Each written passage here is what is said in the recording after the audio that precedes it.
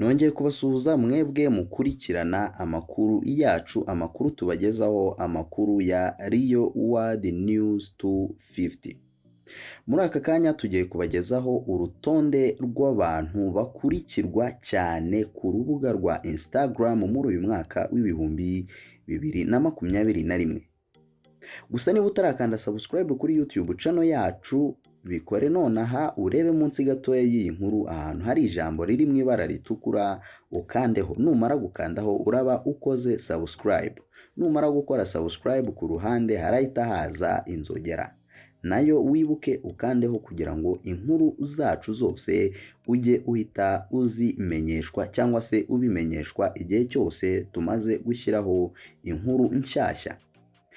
Dukomeje n'inkuru yacu kugeza ubu muri uyu mwaka wa 2021, usibye urubuga rwa Instagram ubwarwo ruza ku mwanya wa mbere umukinnyi Cristiano Ronaldo niwe wavuga ko aza ku mwanya wa mbere mu bantu bakoresha uru rubuga nkoranyambaga bakurikiranwa n'abantu benshi kurusha abandi, aho akurikirwa n'abagera kuri miliyoni 263, hagakurikiraho umuririmbyikazi Ariana Grande ukurikirwa na miliyoni 222.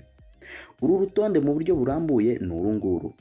Instagram niza ku mwanya wa mbere, ariko yo ubwayo ivuyemo Cristiano Ronaldo niwe uza ku mwanya wa mbere afite miliyoni 263, agakurikirwa na Ariana Grande ufite miliyoni 222, agakurikirwa na Dwayne Johnson uzwi nka The Rock ufite miliyoni 219, hagakurikiraho Kylie Jenner afite miliyoni 216, hagakurikiraho Selena Gomez afite miliyoni 211, hagakurikiraho Kim Kardashian afite miliyoni 206, ukurikiraho ni Lionel Messi miliyoni 184, hagakurikiraho Beyonce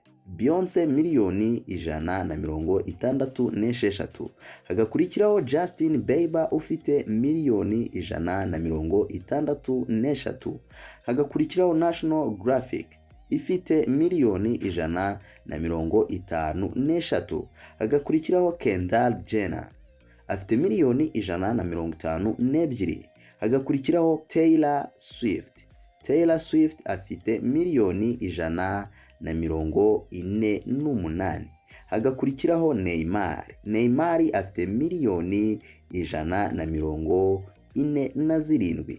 Umuntu wa nyuma dusorezaho akaba ari Jennifer Lopez ukunze kwita J-Lo afite miliyoni 143.